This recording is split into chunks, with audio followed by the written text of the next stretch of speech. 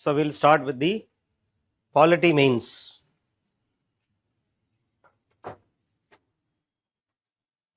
Society mains orientation la sala basic vishayatha we have shared. What are the basics? When you write an answer, it should not be like you are writing what you know. You should write what is asked. கேட்ட கேள்விக்கு பதில் தெரிஞ்சதை எழுதக்கூடாது. ஓகேயா? தெரிஞ்சதை தான் எழுத போகிறேன் அப்படின்னா கொஸ்டின் பேப்பரை படிக்க வேண்டாம், தெரிஞ்சதை எழுதி வச்சுட்டு வந்துடுங்க. அப்போ கொஸ்டினே தேவையில்லை தானே. யூபிஎஸ்சி ஏன் மெனக்கிடணும்? அவ்வளவு மைண்ட் ட்விஸ்டராக நிறைய கொஸ்டின்ஸ் கேட்கறதுக்கு காரணம் என்னென்னா, whether the student is very sound, is she very sound in knowledge and articulation of what he or she knows. Okay, so in 2024 polity questions 23, 22, 21, 20, so last 5 years polity questions will give you the trend analysis is very much important, because according to that only we have to prepare for the answer. We should prepare for the subject. ஒரு 10 வருஷத்துக்கு முன்னால polity questions எப்படி இருக்கும் அப்படின்னா, what is the conflict between fundamental rights and directive principles of state policy அப்படி இருக்கும். what are the enumerate the fundamental duties 10 mark. அப்போ it was relatively easy. ஏன்னா கேட்ட கேள்வி அப்படிங்கிறது நீங்கள் ப்ரிலிம்ஸில் என்ன படிச்சிருக்கிறீங்களோ அதை அப்படியே ஞாபகப்படுத்தி எழுதுகிற மாதிரி இருக்கும். ஆனால் இப்போல்லாம் அப்படி இல்லை. பாலிட்டி கொஷின்ஸை பார்த்தீங்கன்னா நீங்கள் ப்ரிலிம்ஸ் பாலிட்டியை வச்சு மெயின்ஸ் பாலிட்டியை எழுதவே முடியாது. ப்ரிலிம்ஸ் பாலிட்டி அப்படிங்கிறது வேற, மெயின்ஸ் பாலிட்டி அப்படிங்கிறது வேற. அதை சொல்கிறதுக்காகத்தான் I am taking some evidence from the PYQ. So preparation itself should be totally different compared to that of prelims. Prelims la enna kepanga, consider the following statement regarding president. President is the head of the state. He is the chief commander of the armed forces. அந்த மாதிரி ஸ்டேட்மெண்ட்டா நம்ம ஏற்கனவே படிச்சதை ஃபேக்சுவலாக கேட்பாங்க. ஆனால் இப்போ main எக்ஸாமினேஷனில் you should have a strong opinion based on the fact. If you say something, it should be substantiated. Substantiation என்ன அர்த்தம்? Justify பண்ணணும். சும்மா அருள்வாக்கு மாதிரி சொல்லிக்கிட்டே போகக்கூடாது. அதுக்கு என்ன ஃபேக்ட் இருக்குது, அதோட ஜஸ்டிஃபிகேஷன் என்ன, அதோட லாஜிக் என்ன, அதோட கான்ஸ்டிடியூஷனல் பேக்கப் என்ன, அதோட லீகல் பேக்கப் என்ன, அதோட சுப்ரீம் கோர்ட் ஜட்ஜ்மெண்ட் என்ன, இந்த மாதிரி டைமென்ஷன்ஸை வச்சு தான் you can justify what you say. ஓகேயா? ஸோ நிறைய கொஷின்ஸு பாலிட்டியிலேருந்து வரும். பாலிட்டி ஒரு 1/3 ஆஃப் தி பேப்பர். பாலிட்டி ஒரு 1/3, ஐஆர் ஒரு 1/3, கவர்னன்ஸ் ஒரு 1/3. இதுதான் ரஃபாக நமக்கு தெரிய வேண்டியது.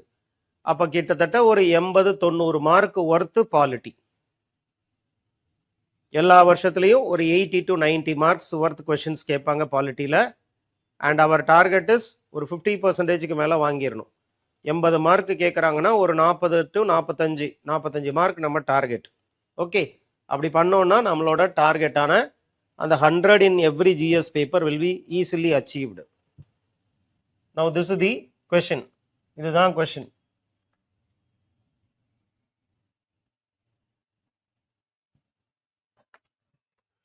In 2024 they have asked a question, 15 marker question, 250 words. Right to privacy. The question is on right to privacy. Right to privacy is a very, very important area which is repeatedly coming in the paper. Prelims la kuda right to privacy comes under Article 21. அதுதான் 2024 கொஸ்டினாவே கேட்டிருக்கிறாங்க. சில சமயம் ரொம்ப இன்ட்ரெஸ்டிங்காக இருக்கும். ப்ரிலிம்ஸில் கேட்ட polity question மெயின்ஸ்ல கேட்பாங்க. அப்ப டாபிக் வந்து ப்ரிலிம்ஸ்ல ஏற்கனவே ஹிண்ட் கொடுத்துருவாங்க, அந்த டாபிக்க வரக்கூடிய மெயின்ஸ்ல கேட்பாங்க. இது ஒரு டைமென்ஷன். ரெண்டாவது டைமென்ஷன், மெயின்ஸ்ல ஒரு டாபிக் கேட்டிருப்பாங்க, அது நெக்ஸ்ட் இயர் ப்ரிலிம்ஸ்ல வந்துடும்.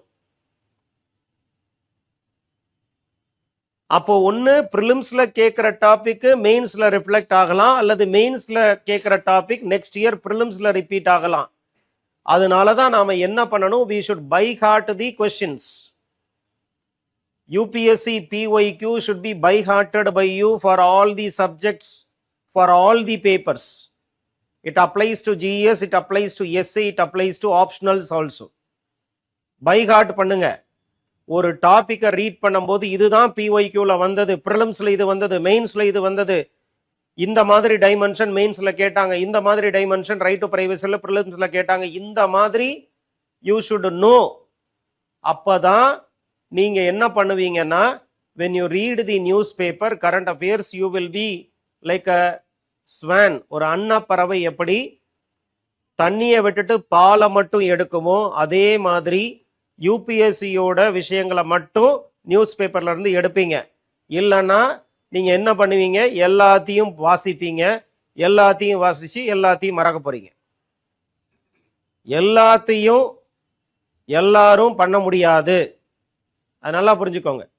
ஒரு சில விஷயங்களை பண்ணித்தான் ஆகணும், ஒரு சில விஷயங்களை பண்ணவே தேவையில்லை. அப்போ உங்களோட டைம் அப்படிங்கிறது it should be used judiciously. நாம போடுற அந்த டைம் அப்படிங்கிறது அவுட்புட்டா மாறணும், இல்லைன்னா என்ன ஆகும், வேஸ்டேஜ் ஆஃப் டைம் தான். இப்போ ஃபார் எக்ஸாம்பிள் ஒரே ஒரு question, when we used to write this prelims examination many years back, India year புக்ல இருந்து 15 கொஸ்டின் அப்படியே சாலிடா வரும் ப்ரிலிம்ஸ்க்கு. அதனால we used to spend so much of time on India year book. நான்லாம் ஒரு நாளைக்கு 2 மணி நேரம் இந்தியா இயர் புக்குன்னு ஒதுக்கி வச்சிருவேன். நீங்க எப்படி கரண்ட் அஃபேர்ஸ்க்கு ஒதுக்கி வைக்கிறீங்களோ அதே மாதிரி இந்தியா இயர் புக்கு 32 சாப்டர்ஸ் இருக்கும், 30+ சாப்டர்ஸ் இருக்கும். அப்போ ஒரு சாப்டர் அப்படிங்கிறது சில சமயம் ரொம்ப பெரிய சாப்டரா இருக்கும். எக்கனாமிக்ஸ் அப்படின்னு ஒரு சாப்டர் இருக்கும், அது பார்த்தீங்கன்னா 150 பேஜ் இருக்கும். அந்த இந்தியா சர்வே புக்கே, இந்தியா இயர் புக்கே பார்த்தீங்கன்னா ஒரு 800 பேஜ், 400 பேஜ், 500 பேஜ், 600 பேஜ். பில்லோக்கு பதிலாக தலைக்கு கீழே வச்சு படுப்பாங்க நிறைய பேர். படிக்கவும் செய்வான், படுக்கவும் செய்வான். அந்த இந்தியா இயர் புக் அது ரெண்டுக்கும் யூஸ்ஃபுல்லாக இருக்கும். ஓகே, அவ்வளோ பெருசாக இருக்கும் இந்தியா இயர் புக். அந்த இந்தியா இயர் புக்கை ஃபஸ்ட்டு சாப்டர்லேருந்து அவ்வளவு ரொம்ப ஆத்தன்டிக்கான ஃபேக்ட்ஸ் எல்லாமே இந்தியா இயர் புக்லேருந்து கேட்பாங்க.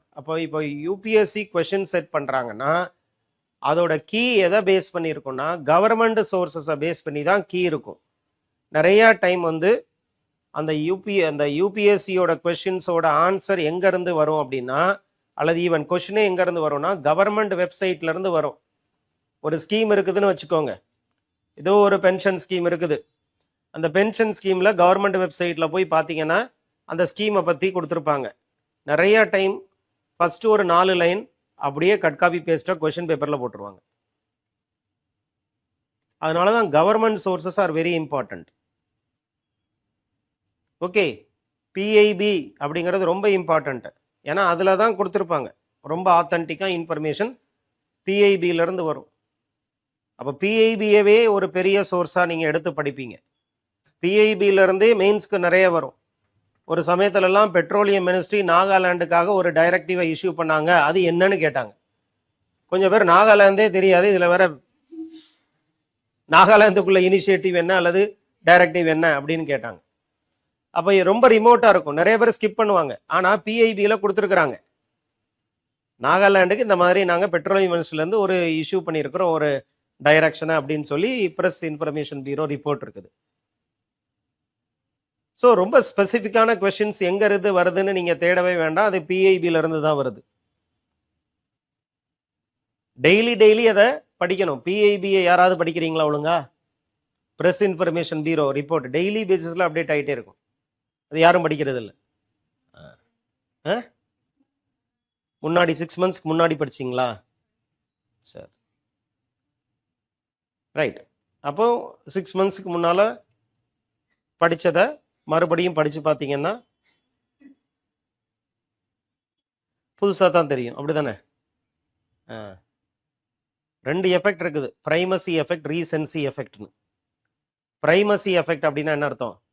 முதல் நாள் நம்ம ஸ்கூலுக்கு வந்த நாளோ அல்லது நம்ம இன்ஸ்டிடியூஷனுக்கு முதல் நாள் வந்ததோ ஞாபகம் இருக்கும். சார் எங்கள் அப்பா அம்மா கூட வந்தேன், நீங்கள் தான் ஃபஸ்ட்டு கிளாஸ் எடுத்தீங்க, நீங்கள் இதெல்லாம் சொன்னீங்க. நான் அதுக்கப்புறம் 50 கிளாஸ் வந்திருப்பேன் உங்களுக்கு. நான் ஒரு 49வது கிளாஸில் என்ன சொன்னேங்கிறது ஞாபகம் இருக்கும், 50வது கிளாஸில் என்ன சொன்னேங்கிறது ஞாபகம் இருக்கும், 32வது கிளாஸில் 30வது நிமிஷம் 30வது செகண்ட் இந்த விஷயத்த நான் பேசினேன் அப்படின்னு நீங்கள் நான் கேட்டேன், நான் உங்களால் சொல்ல முடியாது. அதுதான் பிரைமசி எஃபெக்ட், ரீசன். முதல்ல தெரியும், முதல்ல வர்றது தெரியும், கடைசி வர்றது தெரியும், நடுவில் வர்றது, நடுவில் கொஞ்சம் பக்கத்தை காணும். ஓகே, ஸோ நம்ம மெமரியே அப்படி தான் work ஆகும்பா.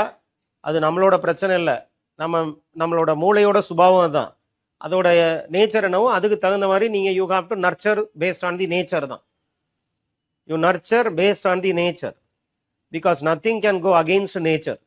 So your nurturing should be based on nurturing only. Okay, now come to the PYQ. Right to privacy. Or Supreme Court judgment was there. There was a judgment in Supreme Court. See, the petitioner wanted to ascertain the paternity of the second child born to his wife. இதான் case, அதுதான் question. Because he is suspecting that through extramarital relationship this second child is born. So he wanted to go for DNA testing of the child.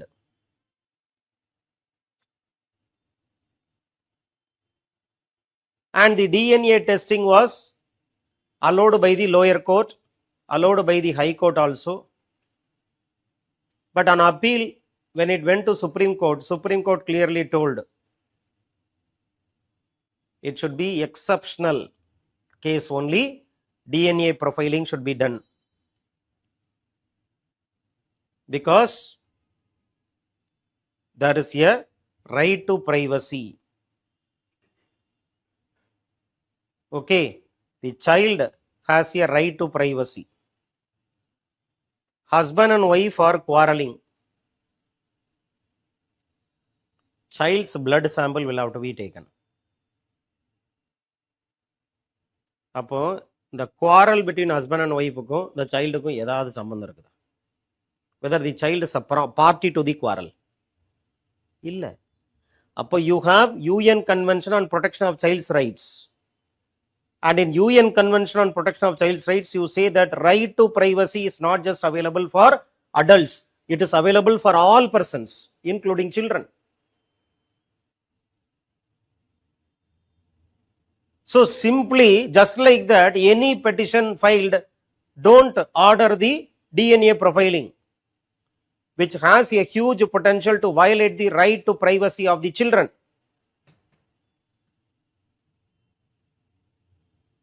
This is the context of the question. So, right to privacy is inherently protected under Article 21. Which case? Puttasamy judgment case. Puttasamy case judgment. Right to privacy comes under Article 21, right to life and personal liberty. Supreme Court has held. Okay, so this is the context. Right to privacy is intrinsic to the life and personal liberty and inherently protected under Article 21 of the Constitution. Background. Question oda background. இதுதான், இந்த மாதிரி தான் நாங்க நீங்க சிந்திக்க போறீங்க. Background is the guideline which is given to you to think in a particular direction. And in this reference, the law relating to DNA testing of a child in whom to establish its paternity. Discuss the law relating to DNA testing. Evidence Act is providing a section for DNA testing.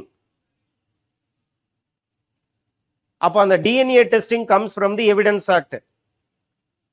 and that section was read by the Supreme Court of India in this case.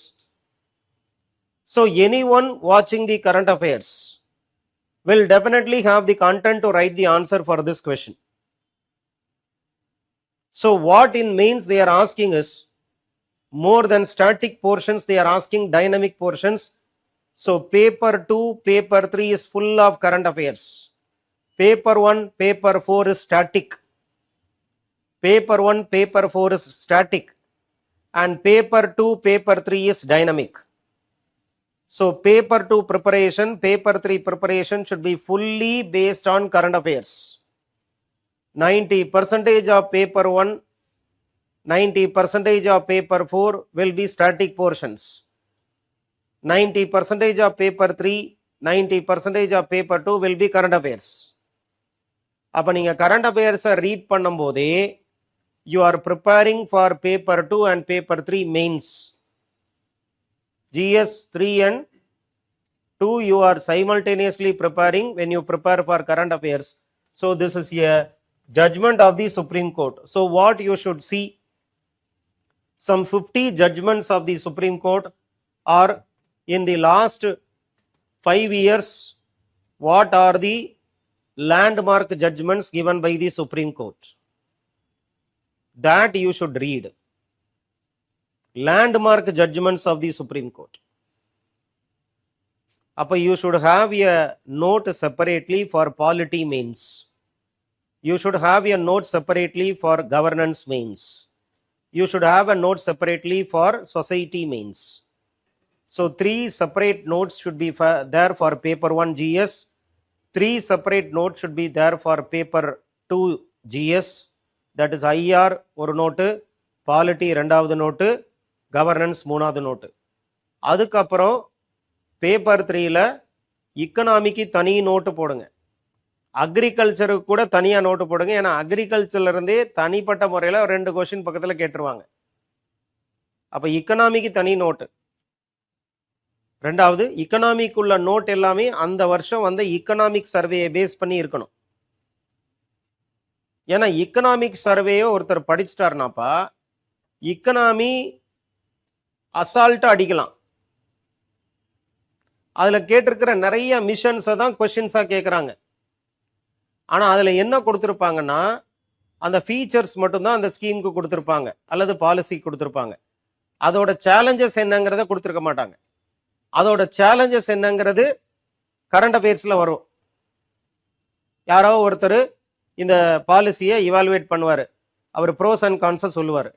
அப்போ raw material for the policy will come from economic survey, evaluation will come from current affairs. So separately for economy, separately for agriculture, separately for science and technology, separately for environment, and separately for internal security and disaster management. அப்போ அந்த supplementary மாதிரி நீங்க treat பண்ற disaster management and environment கூட ரெண்டையும் நீங்க, ஏன்னா landslide அப்படிங்கிறது டிசாஸ்டர் மேனேஜ்மெண்ட் தான். லேண்ட்ஸ்லைடுக்கு ஒரு என்விரான்மெண்டல் ஃபேக்டரும் காரணமாக இருக்கும், அதே மாதிரி லேண்ட்ஸ்லைடுக்கு ஜாகிரஃபியும் காரணமாக இருக்கும். அப்போ நீங்கள் என்ன பண்ணணும், ஒரு இஷ்யூவை பார்க்கும்போது all the GS concepts subjects given in the syllabus அதோட கனெக்ஷன்ஸ் எதுலெல்லாம் வருதுங்கிறத பார்க்கணும்.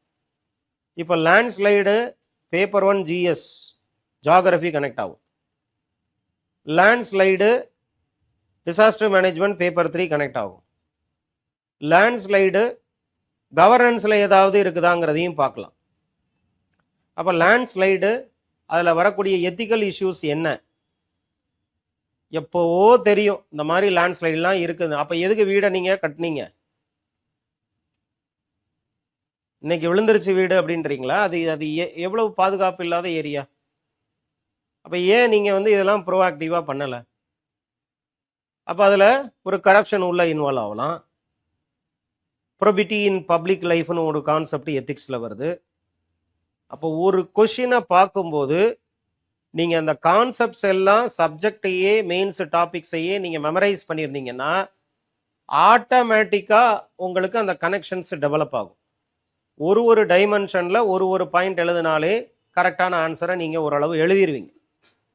நமக்கு என்ன பிரச்சனையா இருக்கும்னா நம்ம யாருமே பெருசா சிலபஸை பைஹார்ட் பண்றதே இல்லை. சிலபஸை பைஹார்ட் பண்ணுங்க. இப்போ செகண்ட்லி இது 2023 constitutionally guaranteed judicial independence is a prerequisite for democracy. Comment பண்ணுங்கன்றாங்க. ஒரு கோட் மாதிரி கொடுத்து நீங்க என்ன நினைக்கிறீங்கன்னு கேட்குறாங்க. அப்ப டெஃபினட்டா இல்லைன்னு நம்ம நினைக்க முடியாது, ஆமான்னு தான் சொல்லணும். ஸோ இண்டிபெண்டன்ஸ் ஆஃப் ஜுடிஷியரியும் டெமோக்ரஸி. அப்ப டெமோக்ரஸினா என்ன, ஜுடிஷியல் இண்டிபெண்டன்ஸ்னா என்ன? இந்த ஜுடிஷியல் இண்டிபெண்டன்ஸ் அப்ளை பண்றாங்க இப்போ சுப்ரீம் கோர்ட்டும் ஹை கோர்ட்டும். அல்லது சுப்ரீம் கோர்ட் நிறைய கேஸ் ஜுடிஷியல் இண்டிபெண்டன்ஸ் அப்படிங்கிற கான்செப்டை அப்ளை பண்ணி தான் ஜட்ஜ்மெண்ட்டை கொடுக்குறாங்க. அப்போ அதனால எப்படி பீப்புளுக்கு யூஸ்ஃபுல்லாக இருக்குது. The judicial independence is what is the root for judicial review. Judicial ரிவ்யூவை பிஐஎல் மூலமாக ப்ராக்டிஸ் பண்ணுறாங்க. பிஐஎல் மூலமாக பீப்புளோட ப்ராப்ளம் சால்வ் ஆகுது. Democracy will become stronger.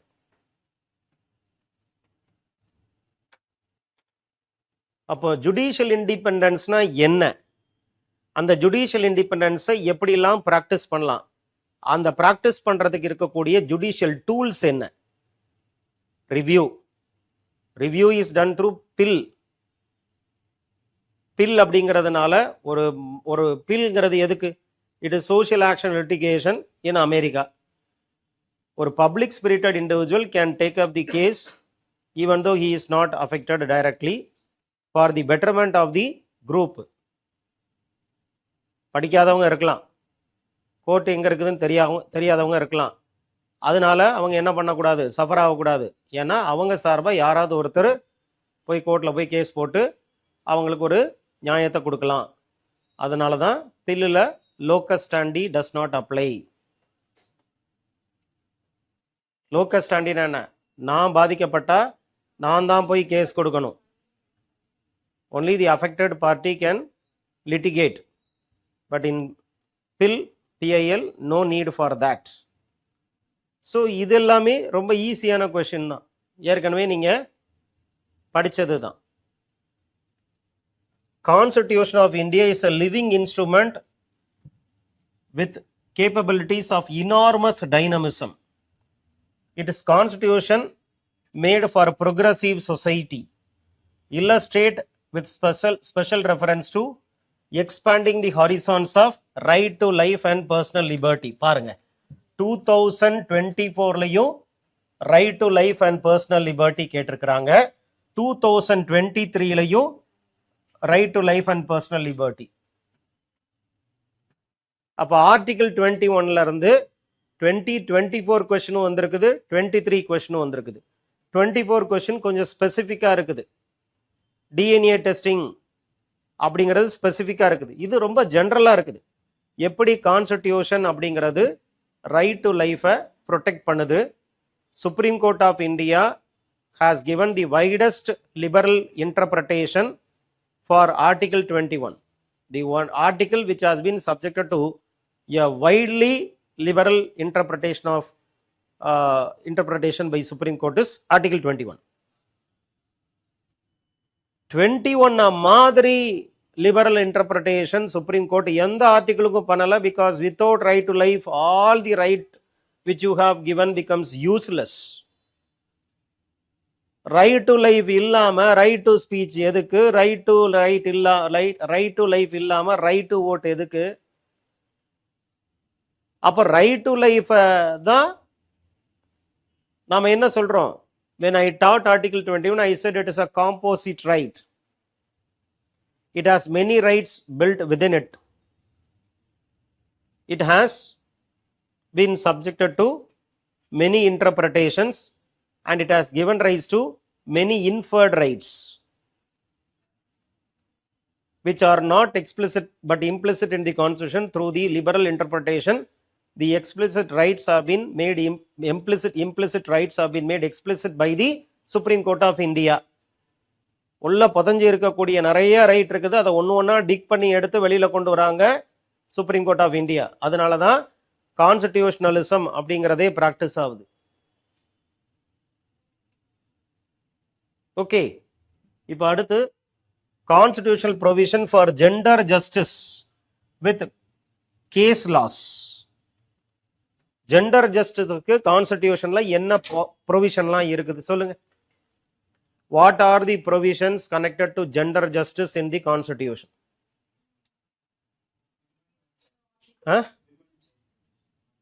Article 14 இருந்தே வருத, ரைட் டு ஈக்வாலிட்டி. ஆர்டிகிள் 15 இருக்குது, ஆர்டிகிள் 16 இருக்குது, டிபிஎஸ்பியில் ஆர்டிகிள் 39 இருக்குது, ஆர்டிகிள் 41 இருக்குது, அதாவது 42 இருக்குது, மேட்டர்னிட்டி ரிலீஃப். அப்புறம் எங்க இருக்குது? 73rd அமெண்ட்மெண்ட்ல இருக்குதா ரிசர்வேஷன்? இப்போ லோக்சபா ரிசர்வேஷன் இருக்குதா? அப்ப இந்த ப்ரொவிஷன்லாம் எழுதுனா தானே மார்க் வரும். ஏன்னா அதானே கேட்குறாங்க, இங்கெல்லாம் இருக்குதுன்னு கேட்குறாங்க. ப்ளஸ் கேஸ் லாஸ் கேட்குறாங்க, சுப்ரீம் கோர்ட் ஜட்ஜ்மெண்ட்டை கேட்குறாங்க. அப்போ சபரிமலா டெம்பிள் எழுதலாமா? Right to religion, Sabarimala temple கேஸ்ல தானே அது. அப்புறம் நிர்பயா ஜட்ஜ்மெண்ட் கேஸ்ல தானே அது. அந்த மாதிரி விமனுக்காக, விமனை ப்ரொடெக்ட் பண்றதுக்காக, விமனுக்கு ஒரு ஃபேர் ட்ரீட்மெண்ட் கொடுக்கறதுக்காக சுப்ரீம் கோர்ட் என்னெல்லாம் ஜட்ஜ்மெண்ட் கொடுத்துருக்குறாங்க. அப்போ சுப்ரீம் கோர்ட் ஜட்ஜ்மெண்ட்டே நீங்க கிளாசிஃபை பண்ணிடலாம். Women centric judgment, child centric judgment, aged people centric judgment, caste judgment, federation related judgment, center state relation, அதாவது federation related judgment. அப்படி சுப்ரீம் கோர்ட் ஜட்ஜ்மெண்ட்டே நீங்க கான்செப்ட் பேஸ்டா யூ கேன் ஆர்கனைஸ். 2023ல கேட்டிருக்கிறாங்க, எல்லாம் 15 மார்க்கர். இப்போ historical underpinnings topic, evolution of constitution, basic structure, significant provisions and important amendments. So what they are telling? Article 356, legal and political factors responsible for reduced frequency since 1990s. Up before 1990s 356 was used very frequently. From 1990s 356 is not used frequently. Why? Because a very important landmark judgment in 1994 S.R. Bommai case. இதுல தான் சொல்றாங்க 356 எல்லாம் நீங்க ஈஸியா use பண்ணீங்கன்னா நாங்க review பண்ணுவோம். நீங்க தப்பா யூஸ் பண்ணிட்டீங்கன்னா அந்த டிஸ்மிஸ்டு கவர்மெண்ட்டை ரீஇன்ஸ்டேட் பண்ணிடுவோன்ட்டாங்க. ஏதோ ஒரு தவறா நீங்க 356 யூஸ் பண்ணீங்க அப்படின்னா court has the power to cancel the dismissal and reinstate the old government. நிறைய கேஸ்ல சுப்ரீம் கோர்ட் பண்ணியிருக்கிறாங்க. பீகார் கேஸ்ல எல்லாம் பண்ணியிருக்கிறாங்க. அட்டல் பிகாரி வாஜ்பாய் பீகாரை 356 யூஸ் பண்ணணும்னு யூஸ் பண்ணும்போது சுப்ரீம் கோர்ட்டு தப்புன்ட்டாங்க. திரும்ப ஒரு தடவை அட்டல் பிகாரி அதே மாதிரி பார்ட்டி பீப்புள் சொல்றாங்க இந்த பீகார் கவர்மெண்ட் டிஸ்மிஸ் பண்ணி கொடுங்கன்னு, முடியாதுன்ட்டாரு. ஏன்? நான் டிஸ்மிஸ் பண்ணிடுவேன்ப்பா, நீ போய் சுப்ரீம் கோர்ட்ல போய் என்னோட டிஸ்மிஸல் அடிச்சு அவங்க திரும்ப வந்துருவாங்க, அது ரொம்ப டிஃபீட் ஃபார் அஸ், நமக்கு ரொம்ப அவமானம் ஆயிரும், அதனால நான் டிஸ்மிஸ் பண்ண மாட்டேன்ட்டாரு. அதனால எவ்வளவு தூரம் ஸ்டேட் கவர்மெண்ட் சென்ட்ரல் கவர்மெண்ட்டை கிரிட்டிசைஸ் பண்ணா கூட இதுக்கு முன்னாலெல்லாம் சென்ட்ரல் கவர்மெண்ட் நான் சொல்ல மாட்டேன், நான் வந்து எதுன்னு சொல்ல மாட்டேன், நான் சென்டர்னு சொல்ல மாட்டேன், நான் யூனியன்னு சொல்லுவேன், நான் சென்டர்னு சொல்ல மாட்டேன்னா அதுக்கே டிஸ்மிஸ் பண்ணியிருப்பாங்க. இந்திரா காந்திலாம் இருந்தாங்கன்னா அதுக்கே டிஸ்மிஸ் பண்ணியிருப்பாங்க. நீ எப்படி சென்ட்ரல் கவர்மெண்ட்னு சொல்லாம யூனியன் கவர்மெண்ட்னு சொல்ற? மத்திய அரசுன்னு சொல்ல மாட்டியா, ஒன்றிய அரசுன்னு தான் சொல்லுவியா, நீ டிஸ்மிஸ்டுப்பா, போ வீட்டுக்கு போ. ஆனா இப்ப அப்படி இல்ல, நீ என்னன்னாலும் திட்டிக்கோ, உன்னை நான் டிஸ்மிஸ் பண்ண முடியாது, வேற வழி இல்லை. ஏன்னா சுப்ரீம் கோர்ட் இருக்கிறாங்க. நீ போய் ஏதோ ஒன்று கேஸில் ஆர்கியூ கரெக்டாக பண்ணிட்டேன்னா அது எனக்கு ஷேம். ரைட்டா? இப்போதான் நான்லாம் விநாயகர் சதுர்த்திக்காக சிஜிஐ வீட்டுக்கெல்லாம் போயிட்டு வந்திருக்கிறேன். எங்க 2 பேருக்கும் பிரச்சனையை ஏற்படுத்திடாத. அப்போ இந்த 356ங்கிறது ரொம்ப இம்பார்ட்டன்ட். அது சென்ட்ரல் ஸ்டேட் ரிலேஷன்ல இருக்கக்கூடிய பெரிய இரிட்டேஷன். எத்தனை தடவை, 100 தடவை யூஸ் பண்ணியிருக்கிறாங்க. இந்த பஞ்சாபெல்லாம் 1918 நான் கிளாஸ்ல சொன்னேன், ஒரு லேண்ட்மார்க் கேஸ் சொன்னா இல்லையா, அந்த டிஸ்மிஸ் ஆன அந்த டைம்ல மேரேஜ் ஆன அவங்களோட சன் வந்து நம்ம இன்ஸ்டியூட்ல சேரும் போது, சார் எங்க மேரேஜ் எப்படி நடந்தது தெரியுமான்னாங்க அவங்க அப்பா அம்மா.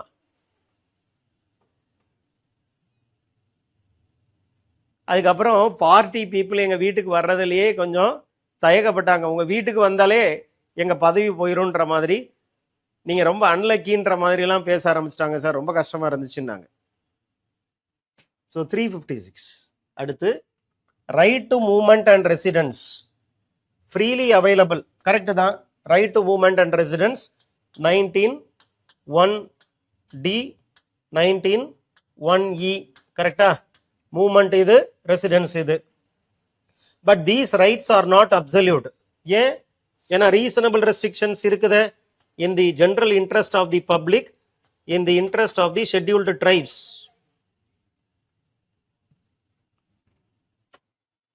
அப்போ சில ஸ்டேட்ல ஈஸியா நீங்க என்ன பண்ண முடியாது, மூவ் பண்ண முடியாது,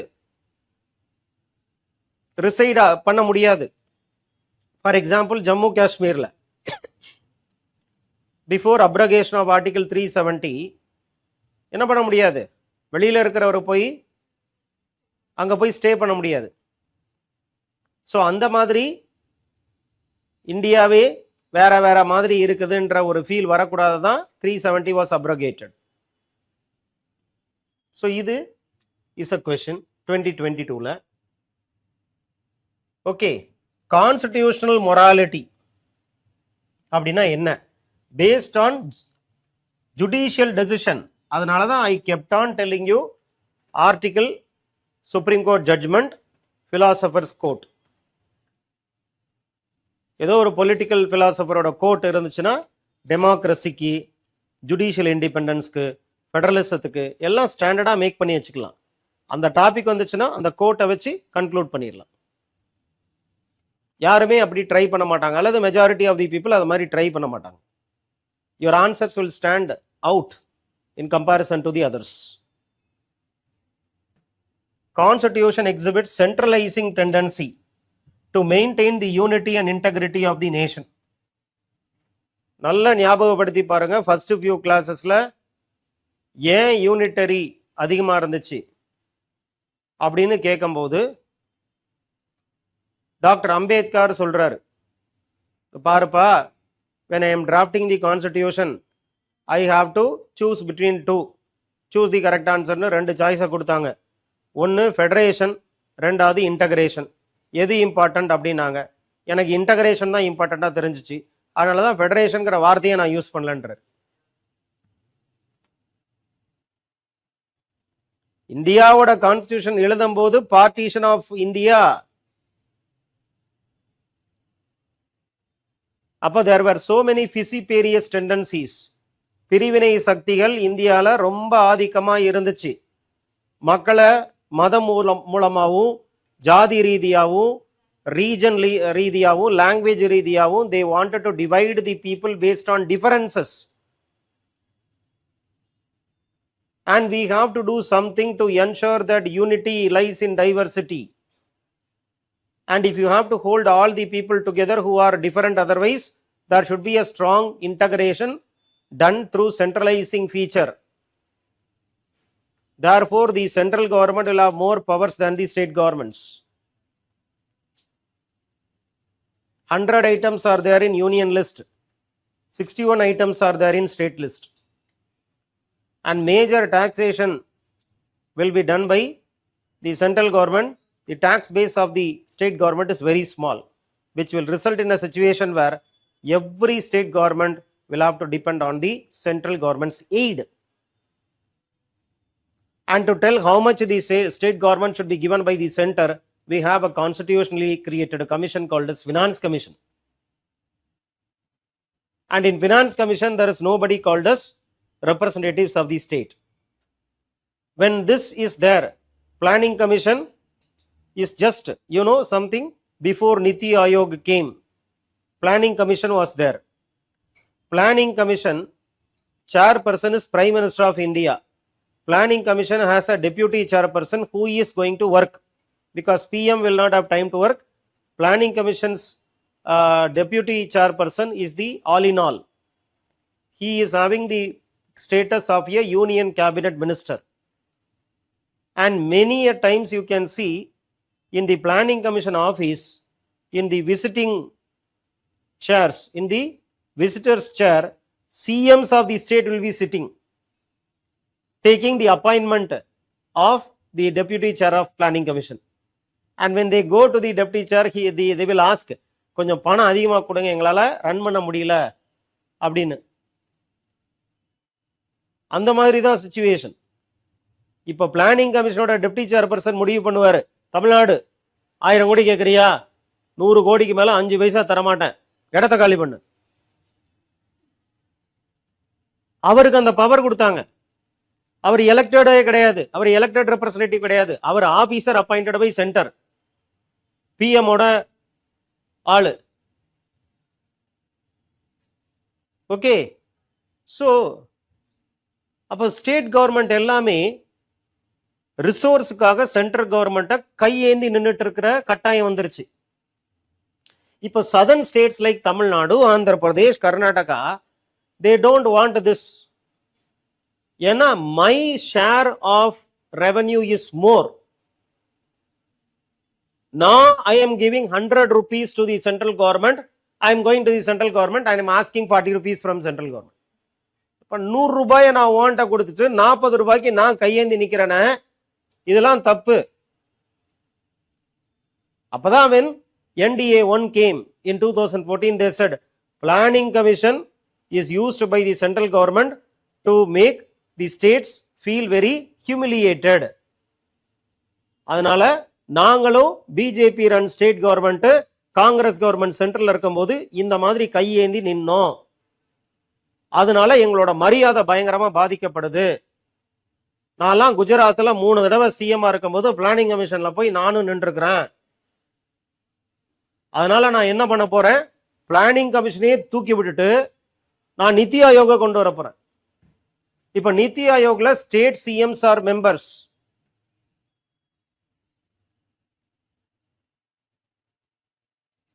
அப்போ ஒரு ஸ்டேட்டுக்கும் representation is there in NITI Aayog, and such representation is not there in Planning Commission. Therefore Niti Aayog is an example of cooperative federalism.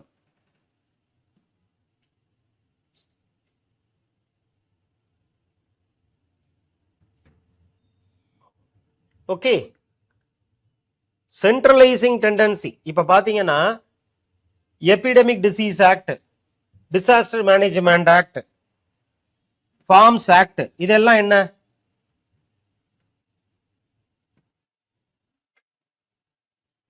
Corona டைம்ல எந்த ஆக்டை இம்ப்ளிமெண்ட் பண்ணாங்கப்பா சென்ட்ரல் கவர்மெண்ட்? எந்த ஆக்டை இம்ப்ளிமெண்ட் பண்ணாங்க?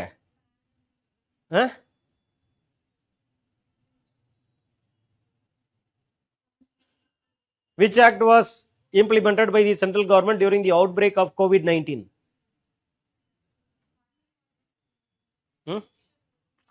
144ங்கிறது நீங்களே இம்ப்ளிமெண்ட் பண்ணலாம்ப்பா, நீங்க கலெக்டரா இருந்தா. அது 144னா என்ன அர்த்தம்? ஃப்ரீ மூவ்மெண்ட் ஆஃப் பீப்புளை ரெஸ்ட்ரிக்ட் பண்றீங்க. அது டிஸ்ட்ரிக்ட் கலெக்டருக்கே அந்த அதிகாரம் இருக்குது.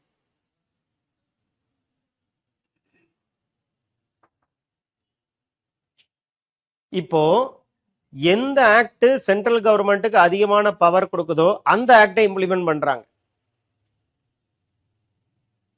பொதுவாகவே ஒரு சில ஆக்ட்ல compare epidemic disease act with disaster management act. இந்த ரெண்டு ஆக்ட்ல சென்ட்ரல் கவர்மெண்ட்டுக்கு அதிகமான பவர் எந்த ஆக்ட்ல இருக்குதோ அந்த ஆக்டை யூஸ் பண்ணுவாங்க. அப்ப என்ன ஆகுது அப்படின்னா, நம்மோட அட்டானமி பாதிக்கப்படுது. State autonomy is getting affected. Okay, so அதை தான் பத்தி கேட்குறாங்க. கொரோனா டைம்ல even today I told in the center state relation class, Karnataka government, Tamil Nadu government, Kerala government have filed a case in Supreme Court against the central government. Tamil Nadu government says 37,000 crore central government due is there. கொடுக்க மாட்டேன்றாங்க. Karnataka government says, Kerala government says 11 or 17,000 crore they have to give to me. கொடுக்க மாட்டேன்றாங்க. இப்போ என்ன ஆச்சு தெரியுமா? Corona டைம்ல GST collection எல்லாத்தையும் சென்டருக்கு போயிருச்சு. ஸ்டேட்டோட ஷேரை கொடுக்கவே இல்லை. ஸ்டேட்டோட ஷேரை கொடுக்கல. அப்ப ஸ்டேட் கவர்மெண்ட்டுக்கு பணமே இல்லை. கோவிட்-19 டைம்ல எந்த பணம் ஸ்டேட்டுக்கு வரும்னா, எந்த பணம் சென்ட்ரல் கவர்மெண்ட் கொரோனாவை டேக்கிள் பண்றதுக்கு ஸ்டேட்டுக்கு அசிஸ்டன்ஸா கொடுக்குறாங்களோ அந்த பணம் தான் வந்துச்சு. அது சென்ட்ரல் எய்டு தான் வந்துச்சு, சென்ட்ரல் கிராண்ட் தான் வந்துச்சு. ஆனா எது வரல? என் ரைட்டு, என்னோட ஜிஎஸ்டியை நீங்க வச்சுட்டு என் ஜிஎஸ்டியை எனக்கே கொடுக்கல. இப்ப ஜிஎஸ்டி கலெக்ஷன் இல்லாத ஸ்டேட் எல்லாம் ஓகே, வேற வழி இல்லை, எங்களுக்கு வருமானமே இல்லை, நீங்க என்ன கொடுக்குறீங்களோ அதை வச்சுதான் நாங்க மெயின்டைன் பண்ணணும் லைஃபை, பரவாயில்ல. ஆனா நான் அப்படி இல்லையே, நான் லட்சம் கோடி டிரான்சாக்சன் பண்றேன்னு. இதுதான் south Indian states have problem with north India. இன்னும் என்ன பிரச்சனை? நார்த் ஸ்டேட்ஸ் எல்லாம் பிஜேபி டாமினேட்டட், சதர்ன் ஸ்டேட்ஸ் எல்லாம் நான் பிஜேபி டாமினேட்டட். அப்ப நார்த்தும் சவுத்தும் பொலிட்டிக்கலி டிவைட் ஆகுது, ஐடியாலஜிக்கலி டிவைட் ஆகுது. And therefore the party in power in the center wanted desperately to come to the south.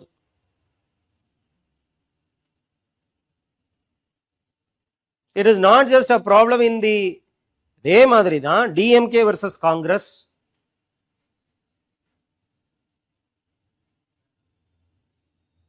DMK versus Congress. Congress government ruled India for 50 years. Regional parties எல்லாம் கதர்னாங்க. இப்போ BJP is ruling for 15 years. இப்போ நான் BJP Congress ruled state governments, நான் BJP state governments அதே problem தான். அப்ப பிஜேபியோ காங்கிரஸோ centralisation is there.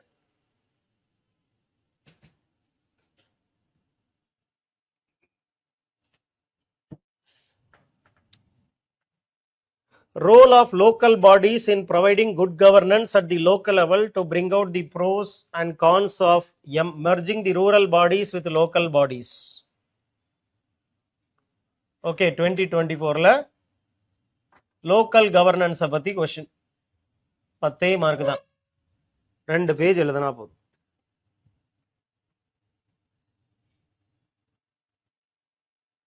Then again in 2024 recent question, changes has been brought by the central government with respect to center state relation, suggest the measure to be adopted to build trust between the state and the center and strengthen the federation. நீங்க பாத்தீங்கன்னா எத்தனை question ஃபெடரேஷன்ல இருந்து வந்திருக்குது பாருங்க. End of the PYQ, I will tell you how many questions came from one single topic called federation. Same question da, on a little bit dimensions were different. Then states in India seem to empower urban local bodies both functionally as well as financially. Comment பாருங்க, urban governance, local governance ஒரு question 2023ல, 24ல ஒரு question. Then explain the significance of 101st constitutional amendment, to what extent it reflects the accommodative spirit of federalism. What is 101? GST. இப்போ federation பாருங்க, simply we'll have a track of how many questions came from federalism.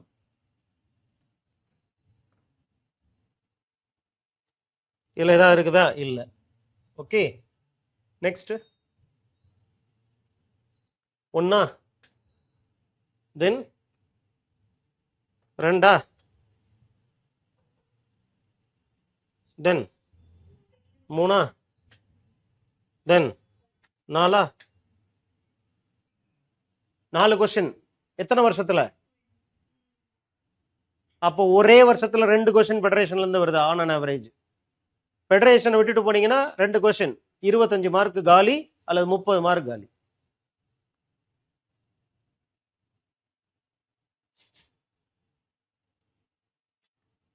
Decentralisation of power at the grass root. PRI பாருங்க, PRI விட local governance. Local governance ஒன்னா, local governance 2, local governance 3. National parties in India favour centralisation, regional parties favour autonomy. 4வது question வருதா ஃபெடரேஷன்ல? ஃபெடரேஷன்ல 5வது question. ஃபெடரேஷன்ல 5வது question. CBI lodging FIRs, conducting probes within the particular state is being questioned by various states. However, the power of the state to withhold the consent to CBI is not absolute. Explain with special reference to federal character. எத்தனாவது? 6வது question.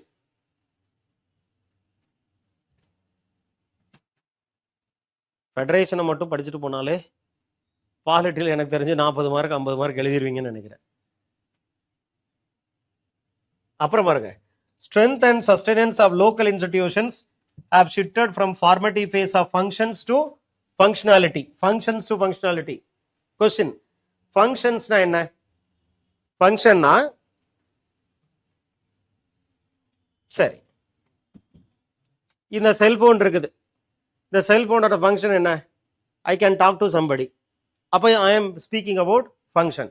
Functionality na என்ன? Functionality means efficiency. Functionality means capability.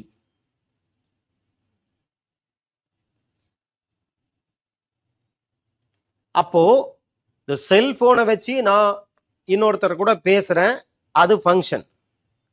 ஃபங்க்ஷனாலிட்டினா என்ன அர்த்தம்னா, இந்த செல்போனை வச்சு நான் இன்னொருத்தர் கூட பேசுறதுனால என்ன நல்ல விஷயம் நடந்திருக்குது. செல்போனை வச்சு இன்னொருத்தர் பேசி டயத்தை வேஸ்ட் பண்ணுவேன், அது ஃபங்க்ஷன் ஆஃப் தி செல்போன் தான். ஃபங்க்ஷனாலிட்டினா என்ன? இந்த செல்போனை வச்சு பேசி டெல்லியில் இருக்கிற ஒரு ஸ்டூடெண்ட்டை மென்டர் பண்ணி அந்த ஸ்டூடெண்ட்டு ஆல் இண்டியா ரேங்க்கு வாங்கினாரு இந்த வருஷத்துல, சௌரவ் சர்மான்னு பேரு. அது என்ன? ஃபங்க்ஷனாலிட்டி.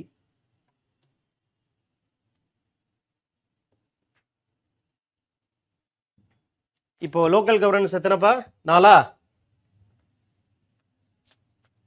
லோக்கல் கவர்னன்ஸ் 4வது கொஸ்டின் வந்துருச்சா? Right. Then how far do you think cooperation, competition, confrontation shaped by the nature of federation? யூபிஎஸ்சிக்கு வேற கொஸ்டினே தெரியாதாப்பா? எத்தனாவதுப்பா இது? பாருங்க. Suggest recent example. இதுதான் கரண்ட் அஃபேர்ஸ். அடுத்து Lok Adalat versus arbitration tribunal. அதோட வித்தியாசம் என்ன? தேர் power to entertain both these cases. அப்போ லோக் அதாலத் ஜுடிஷியரியில இருந்து ஒரு கொஸ்டின். ஓகே, ஜுடிஷியரியில இருந்து என்ன கொஸ்டின்லாம் கேட்டிருக்கிறாங்க? டிஎன்ஏ டெஸ்டிங் கேட்டிருக்கிறாங்க. அதுக்கப்புறம் ஜஸ்டிஸ் கேட்குறாங்க. DNA testing right to privacy. Justice கேட்டிருக்கிறாங்க, ஜெண்டர் ஜஸ்டிஸ் கேட்டிருக்கிறாங்க, அப்புறம் ஜுடிஷியல் இண்டிபெண்டன்ஸ் கேட்டிருக்கிறாங்க. அப்போ ஜுடிஷியரியில இருந்து கொஸ்டின்ஸ் ரிப்பீட் ஆகுது, ஃபெடரேஷன்ல இருந்து கொஸ்டின்ஸ் ரிப்பீட் ஆகுது, லோக்கல் கவர்னன்ஸ்ல இருந்து கொஸ்டின்ஸ் ரிப்பீட் ஆகுது. இந்த 3 தீமை தவிர வேற எங்கேயாவது கேட்டிருக்கிறாங்களா? அதுக்கப்புறம் பாருங்க, judicial legislation. Judgments will become law till law is made by the parliament. Vishaka guidelines Supreme Court of India gave in 1997. அப்ப ஜட்ஜ்மெண்ட் இஸ் லான்றாங்க. இப்ப ஜட்ஜ்மெண்ட் தான் சட்டம் அப்படின்னா சட்டத்தை மேக் பண்றதுக்குன்னு ஒரு பார்லிமெண்ட் இருக்குது. அவங்க என்ன வேஸ்டா? நீங்க சட்டத்தை இயற்றுறீங்க அப்படின்னா அப்ப பார்லிமெண்ட் எதுக்கு? அப்ப பார்லிமெண்ட் இல்ல அப்படின்னா செப்பரேஷன் ஆஃப் பவர்ஸ்ங்கிறது அஃபெக்ட் ஆகுதா? செப்பரேஷன் ஆஃப் பவர் அஃபெக்ட் ஆச்சுன்னா டெமோக்ரஸிக்கு நல்லதா அது?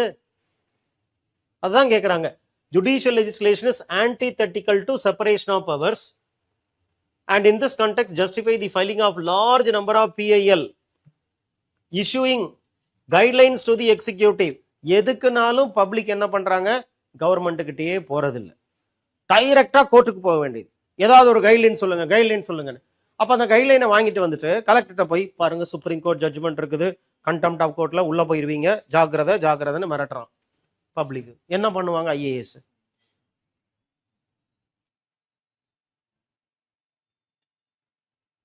அப்போ ஐஏஎஸோட பவர் கம்மியாகிறதுக்கு ஜுடிஷியரி ஒரு காரணமா இல்லையா? ஜுடிஷியரி ஸ்ட்ராங் ஆக ஐஏஎஸோட பவர் கம்மியாயிட்டே போகும்.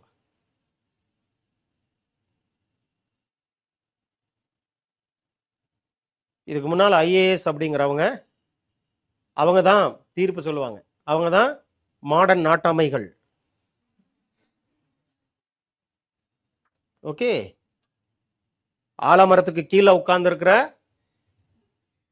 அந்த ஆள் பண்ற வேலையை தான் கலெக்டரேட்ல ஒருத்தர் பண்ணிட்டு இருப்பாரு.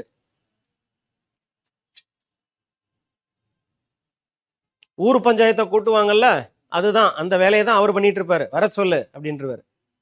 2 பார்ட்டி வருவாங்க, சண்டை போடுறவங்க, சொல்லுவாரு 2 பேரும் இந்த மாதிரி பண்ணணும், இல்லைன்னா எஃப்ஐஆர் ஃபைல் பண்ண சொல்லுவேன், உள்ள தூக்கி வச்சிருவேன் பாரு, பயந்து போயிடுவான்.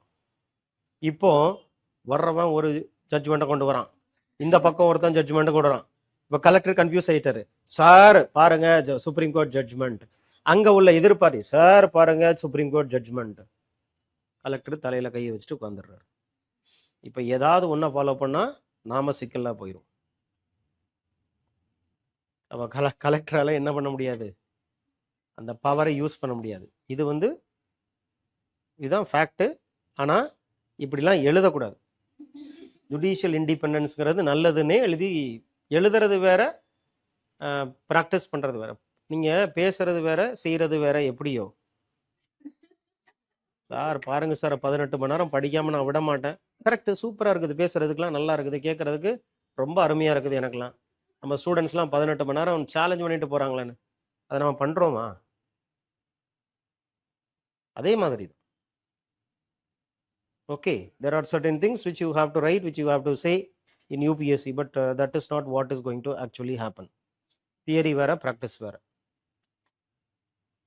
So judicial legislation nala enna avudhu, balance of separation of powers affected. Okay, appo judicial sambandhapatta question ethana vandirukudhu? 5வது question vandirucha? 5வது question, 6வது question, 4th question.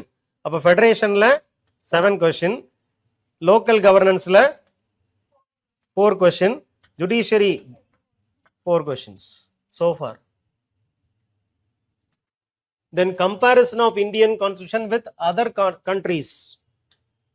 Secularism of India compared with US. British ku India ku enna parliament dana common point. We have taken the concept of secularism from where?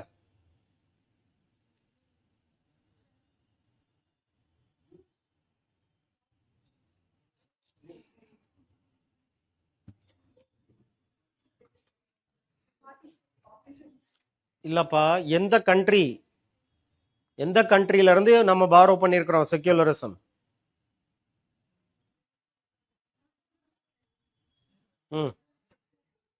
யூஎஸ்ல இருந்தா?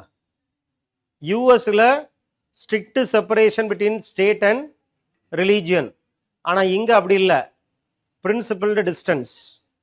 அதனால யார்கிட்ட இருந்து borrow பண்ணல, நம்ம own product, நம்ம சொந்த ப்ராடக்ட் பாது. அதனால அமெரிக்கால செக்யூலரிசம் எப்படி இருக்குது, இந்தியாவில் எப்படி இருக்குதுன்றத என்சிஇஆர்டி புக்ல தெளிவா கொடுத்துருக்குறாங்க. 8th ஸ்டாண்டர்ட்லயா என்சிஇஆர்டி, 11th என்சிஇஆர்டில பொலிட்டிக்கல் தியரிங்கிற 11th என்சிஇஆர்டி புக்ல they have given the American secularism compared with that of Indian secularism. அப்போ என்சிஆர்டில இருந்து கொஸ்டின் வந்திருக்கு. அடுத்து யாருக்கிட்ட இருந்து நம்ம பார்லிமெண்டரி சாவர்னிட்டியை பாரோ பண்ணியிருக்கிறோம்? பிரிட்டன்ல. ஆனா டிஃபரன்ஸ் இருக்குது, அதை தான் கேட்குறாங்க. அதே மாதிரி president election India and France, அதுக்கப்புறம் right to equality US and India, அப்புறம் judiciary UK and India.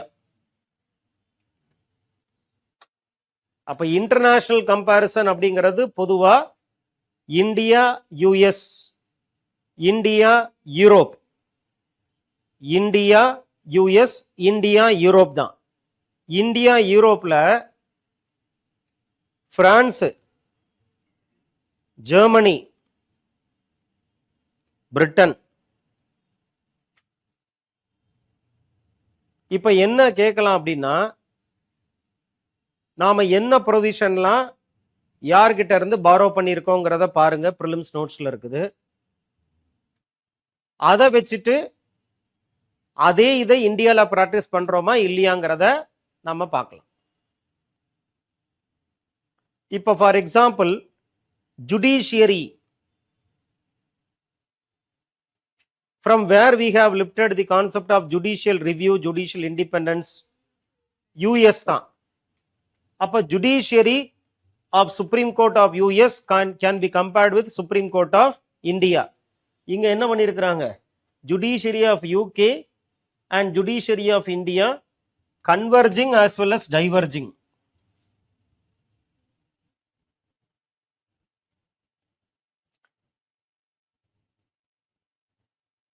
So நிறைய ப்ரொவிஷன் நம்ம from where we have lifted, அமெரிக்கால இருந்து லிஃப்ட் பண்ணியிருக்கிறோம்ப்பா, பிரிட்டன்ல இருந்து லிஃப்ட் பண்ணியிருக்கிறோம். அப்போ நிறைய நீங்க பிரிட்டிஷ்க்கும் யூஎஸ்க்கும் இந்தியாவோட கம்பேரிசன் பண்ணி பார்க்கணும்.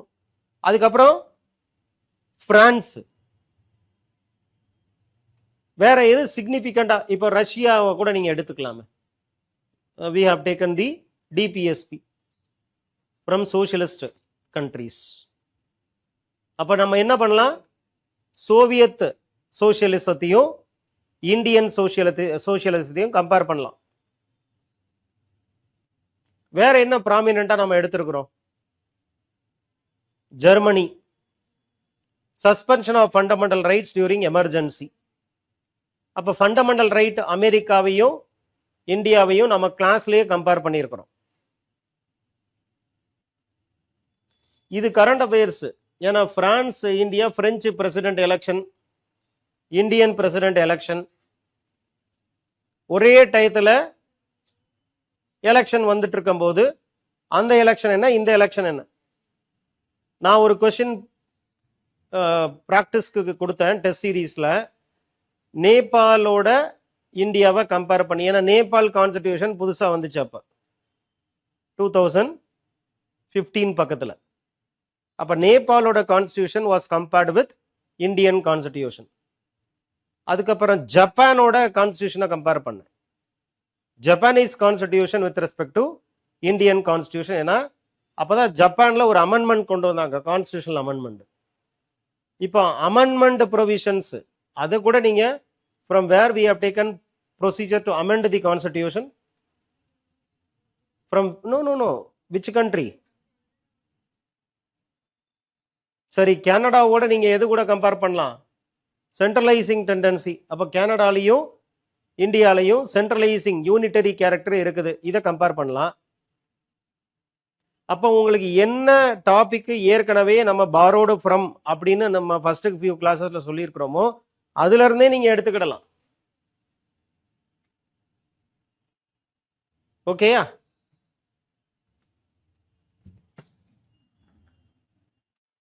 cabinet system நால parliamentary supremacy is getting reduced.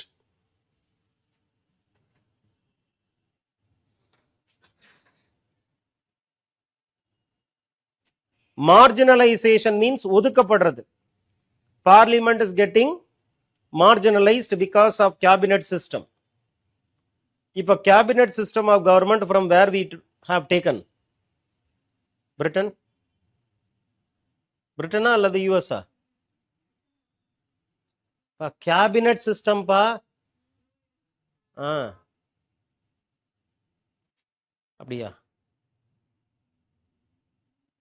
Cabinet எங்க இருந்து எடுத்தது? எங்க இருந்து cabinet எடுத்தோம்ப்பா? ஷூரா? யுஎஸ்ஆ, பிரிட்டனா?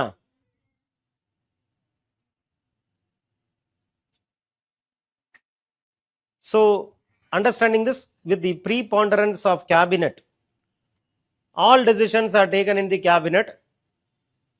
Abrogation of article 370, parliament was informed by the home minister that 370 is no more present. When parliament members, opposition members were shouting, when you did, they said yesterday.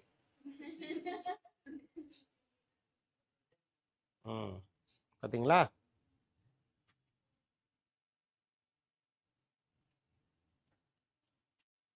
Britain பா cabinet discuss the role of presiding officer, speaker, in maintaining order and impartiality, facilitating best democratic practice.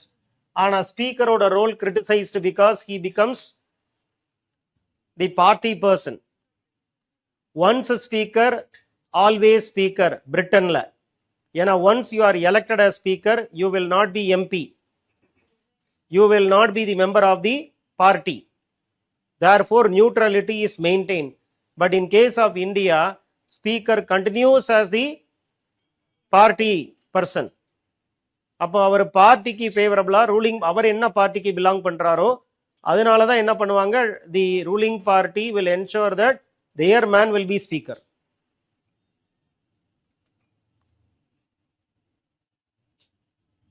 அப்போ அந்த நியூட்ரலிட்டிங்கிறது இம்பார்ஷியாலிட்டிங்கிறது இல்லைங்கிறது தான் criticism. Parliamentary committee, financial committee. அப்ப பார்லிமெண்ட்ல இருந்து question பாருங்களேன், 1 2 3. Then legislative councils, review the working of current status of legislative council. Useless தான் சொல்றோம். Legislative Assembly is the most important body in the legislature, and council is only secondary to assembly, because article 169 says abolition and creation of legislative council by the resolution made by the concerned legislative assembly, and that will be made by parliamentary act. அப்போ the will of the state legislative assembly prevails over the formation or fall of legislative council. அதனால legislative councilோட working என்ன, ராஜ்யசபாவோட compare பண்ணி நம்ம பேசலாம். Rajya Sabha permanent house, legislative council வந்து may be there, may not be there. ராஜ்யசபாக்கு டெட்லாக்கை கொண்டு வர்றதுக்கு power இருக்குது, ஆனா லெஜிஸ்லேட்டிவ் கவுன்சிலுக்கு டெட்லாக்கை கொண்டு வர்றதுக்கு பவரே கிடையாது. ஏன்னா ஜாயின்ட் சிட்டிங்கிறது சென்ட்ரல் லெஜிஸ்லேச்சர்ல இருக்குது, ஸ்டேட் லெஜிஸ்லேச்சர்ல இல்ல. Parliamentary standing committee, department related parliamentary standing committee keep the administration on their toes and inspire the reverence of parliamentary control. Parliament கண்ட்ரோலை கொண்டு வரதுக்கு department related parliamentary committee is very இம்பார்ட்டன்ட்ங்கிறாங்க. அப்போ parliament type of questions எத்தனை? 24ல ஒரு question கேட்குறாங்க, 23ல ஒன்று கேட்டிருக்கிறாங்க, 23ல ரெண்டாவது கேட்டிருக்கிறாங்க, 21ல மூணாவது கேட்டிருக்கிறாங்க, அப்புறம் 21ல அப்புறம். ஸோ பார்லிமெண்ட்டை பற்றி டெஃபினட்டாக ஒரு கொஸ்டின் வருது, ஃபெடரேஷனை பற்றி டெஃபினட்டாக ஒரு கொஸ்டின் வருது, லோக்கல் கவர்னன்ஸ் பற்றி டெஃபினட்டாக ஒரு கொஸ்டின் வருது, அப்புறம் ஜுடிஷியரி பற்றி டெஃபினட்டாக ஒரு கொஸ்டின் வருது. இப்போ இந்த 4 டாபிக். அப்புறம் comparison with US, mostly US, UK and France, Germany, Soviet, இந்த மாதிரி பெரிய பெரிய கண்ட்ரிஸோட கான்ஸ்டியூஷனை கம்பேர் பண்ணோம்னா பண்ணலாம். ஏதோ ஒரு புதுசா எலெக்ஷன் மாதிரி நடக்குது அப்படின்னா அதை கம்பேர் பண்ணி சொல்லுவாங்க. ஓகே,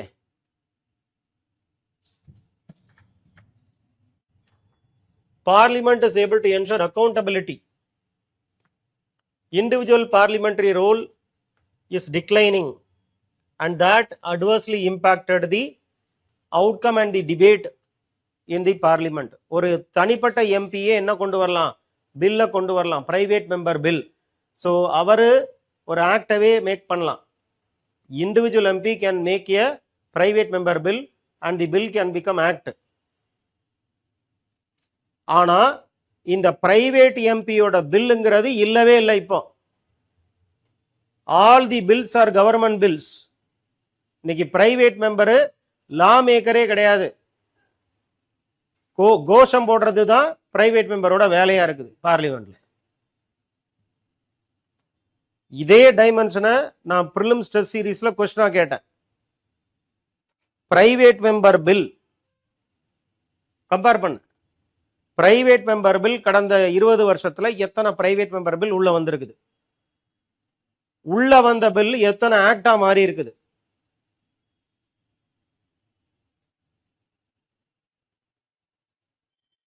அப்ப பிரைவேட் மெம்பரோட ஆக்டே இல்ல. சமீபத்துல எந்த ஆக்ட் வந்தாலும் பார்லிமெண்ட்ல அது கவர்மெண்ட் ஆக்டா தான் வருது, பிரைவேட் மெம்பரோட ஆக்டா வரல. அப்ப பிரைவேட் மெம்பர் எதுக்கு? அவர் லா மேக்கர் தானே. அப்ப அவர் லா மேக்கர் அப்படிங்கிற அவர் வேலையை அவர் செய்யலையா, இல்ல ஸ்பீக்கர் செய்ய விடாம தடுக்கிறாரா?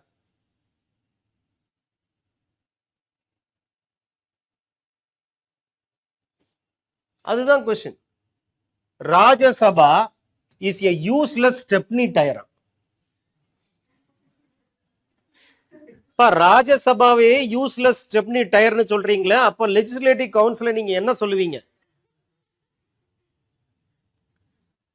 டு சப்போர்ட்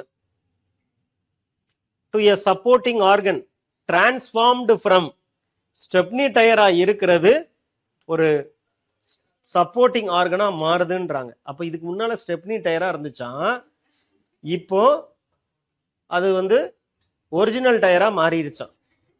ஏன்னா இருக்கக்கூடிய ஒரு ஒரிஜினல் டயர் பஞ்சர் ஆயிருச்சு. அதனால தானே ஸ்டெப்னியை நீங்க யூஸ் பண்ணுவீங்க. அப்ப எது வேலை செய்யல? யாரோ வேலை செய்யல, அதனால தானே ஸ்டெப்னி மெயின் டயரா வருது. ஏதோ ஒரு டயர் வேலை செய்யல, அப்படித்தானே? Highlight the factors as well as areas where transformation is visible. அப்ப relevance, growing relevance of Rajya Sabha. Once a speaker, always speaker. அதுதான் impartiality, objectivity of the speaker. Okay. So இது British system. அப்ப ஸ்பீக்கரை British ஸ்பீக்கரோட Indian ஸ்பீக்கரை compare பண்ணிடலாம். இதே question தானப்பா இங்க வந்திருக்குது.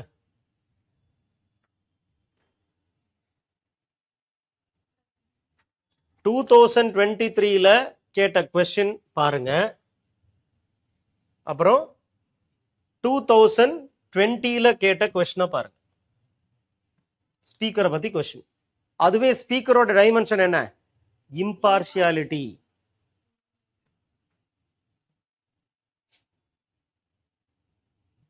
ஓகே. இப்போ டாபிக் என்ன? ஜுடிஷியரி, டிபார்ட்மெண்ட்ஸ், பிரஷர் குரூப், இதெல்லாம். Electoral reforms suggested by various committees, one nation one election. Recent question. Public interest litigation எத்தனை தடவை கேட்டிருக்கிறாங்க? ஜுடிஷியரியை பத்தி மறுபடியும் கேட்கிறோம். அப்ப ஜுடிஷியரியை பத்தி எத்தனை கொஸ்டின் இது வரைக்கும் கேட்டிருந்தாங்க? 4 கேட்டிருந்தாங்களா? 5வதா இது. 5 ஜுடிஷியரி. லீகல் எய்டு, அதுவே judiciary. PIL, legal aid, judiciary எல்லாம் ஒண்ணுதான். அப்புறம் legislative power of governor. Ordinance is the legislative power of the governor. அதை பத்தி கேட்கிறாங்க.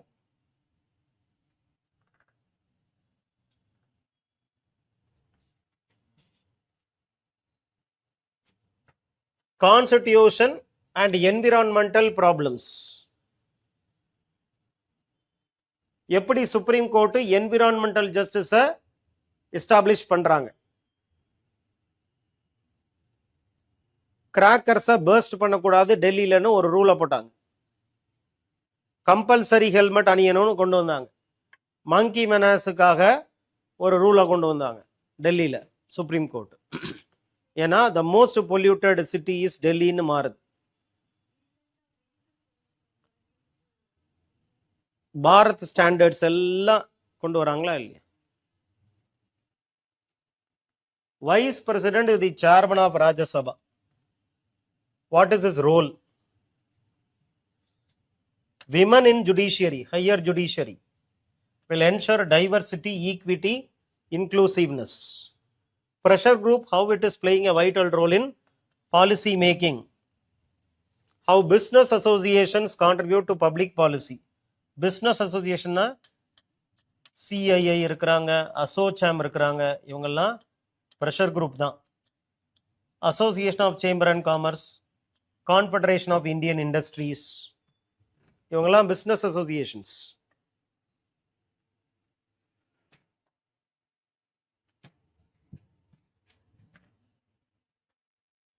Salient features of RPA. ஆர்பிஏவே தனி கொஸ்டின் இருக்குது, சிலபஸ்ல இருக்குது. Representation of people act is a separate question because it is there in the syllabus separately.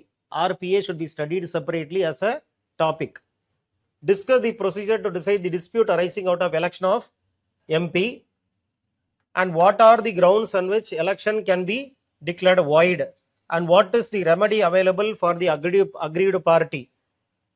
Aggrieved party oda ena election petition மூலமா go to the respective higher court. அதுதான் நாம சொன்னோம் last கிளாஸ்ல, prelims classல.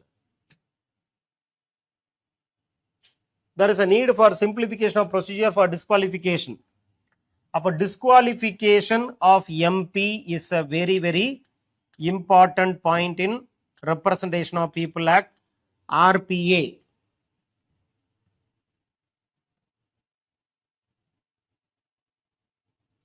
Disqualification of MP.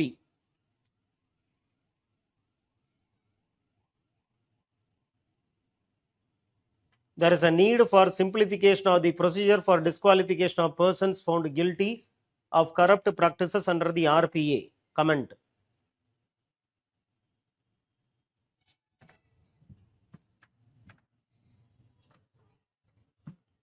Constitutional post, constitutional bodies. So they are asking, how will you constitutionalize a commission? Because you have done what? You have given constitutional status to some commissions like Backward Class Commission, 14th Finance Commission. What it is telling with respect to the fiscal position, and National Commission for BC, how it is becoming a constitutional body from a statutory body. CAG is not merely ensuring the legality of expenditure but also its propriety. Propriety na enna? அது கரெக்டா ஸ்டாண்டர்டுக்கு set ஆகுதா, standard அந்த standard maintain ஆகுதா, அதான் proprietary. ப்ரொப்ரைட்டினா என்ன அர்த்தம்னா, ஒரு standard இருக்குது, அந்த ஸ்டாண்டர்டுக்கு நம்ம மேட்ச் பண்றோமா. ஒரு சில நார்ம்ஸ் இருக்குதுப்பா, ஒரு சில ஸ்டாண்டர்டு விஷயங்கள் இருக்குது, அதுக்கு மேட்ச் ஆகுற மாதிரி எக்ஸ்பென்சஸை பண்றாங்களா, இல்ல சும்மா லா சொல்லுது பா நீங்க இதெல்லாம் பண்ணிக்கலாம்ப்பா, நீங்க இந்த மாதிரிலாம் வந்து ஸ்பெண்ட் பண்ணிக்கலான்னு ஜஸ்ட் லால ஒரு ப்ரொவிஷன் இருக்குது. அப்போ it is giving power to the authority to spend மணி.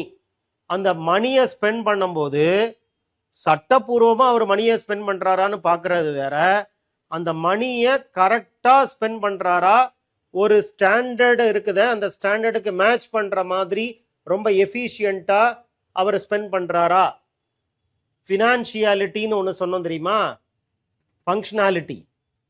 ஃபங்க்ஷனாலிட்டியும் ப்ரொப்ரைட்டியும் ஒரே மீனிங் வரும். ஒரு ஸ்டாண்டர்ட் இருக்குது, ஒரு ஆப்டிமல் ரிசோர்ஸ் யூட்டிலைசேஷன்ங்கிற ஸ்டாண்டர்ட் இருக்குது, அந்த ஸ்டாண்டர்டுக்கு மேட்ச் பண்ற மாதிரி த அத்தாரிட்டிஸ் ஸ்பெண்ட் பண்றாங்களா, இல்ல சும்மா ஸ்பெண்ட் பண்ணலாங்கிறதுக்காக பணத்தை வேஸ்ட் பண்றாங்களா, அதையும் பார்க்கணும் cake.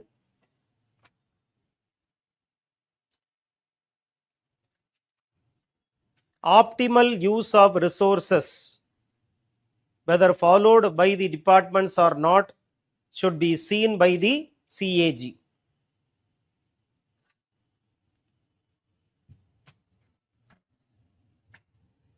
Competition Commission, how it is containing, reducing the abuse of dominant position by MNC. ஒரு MNC பயங்கரமா மார்க்கெட்டை டாமினேட் பண்றாங்க.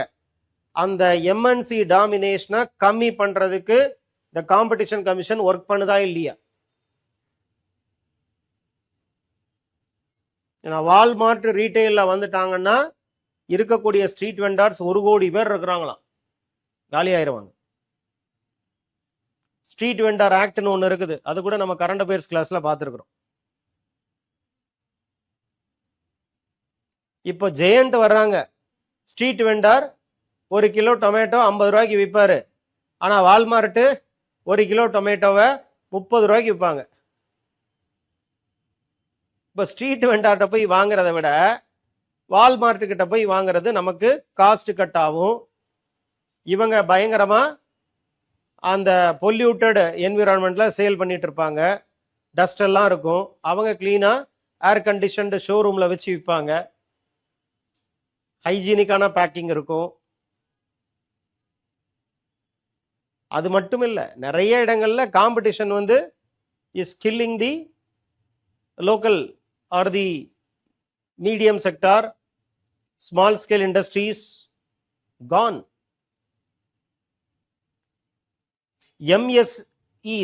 MSMEs அவங்களோட survival is threatened by MNCs. MSMEs அப்போ அந்த காம்படிஷன் கமிஷன் ஒழுங்கா அவங்க வேலையை பண்றாங்களா? காம்படிஷன் கமிஷன்ங்கிறது யூபிஎஸ்சியோட நெக்ஸ்ட் பில்டிங்.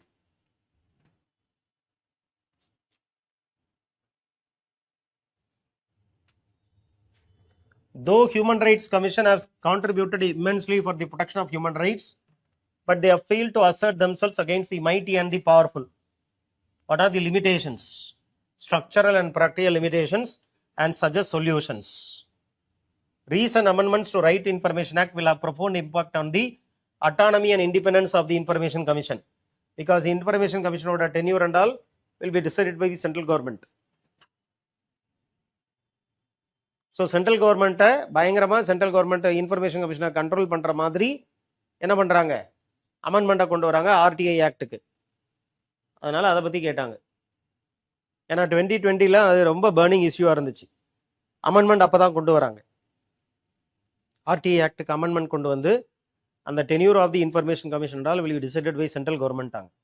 லாலெல்லாம் 3 வருஷம் 5 வருஷம் டைம் கொடுத்தாங்க. ஆனால் இதில் என்ன பண்ணிட்டாங்க, அதனால் நாங்கள் தான் முடிவு பண்ணுவோம், சம்பளத்தை நாங்கள் தான் முடிவு பண்ணுவோம், ஒன் டைம் பீரியடை நான் தான் முடிவு பண்ணுவோம் அப்படின்ற மாதிரி அமெண்ட்மெண்ட்டை கொண்டு வரும்போது information commission comes under the control of the central government of India.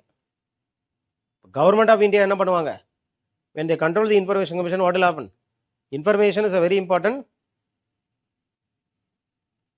source for people to know about the working of the government.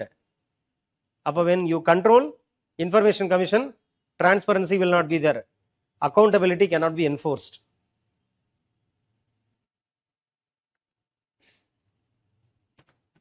So these are the questions which we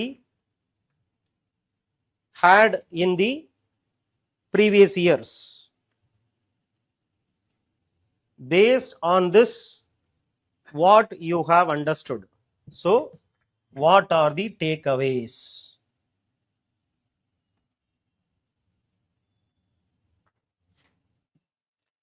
Takeaways.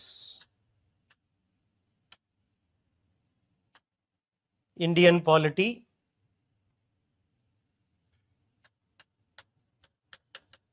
PYQs, what are the takeaways? 1.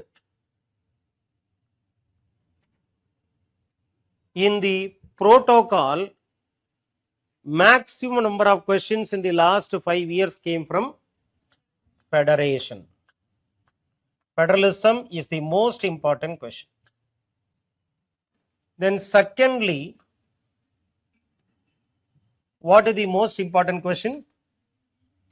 Judiciary. Thirdly, local governance.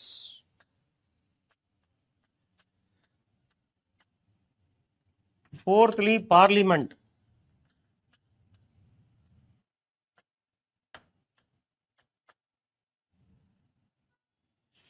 Fifthly, எதுப்பா comparison with world constitution.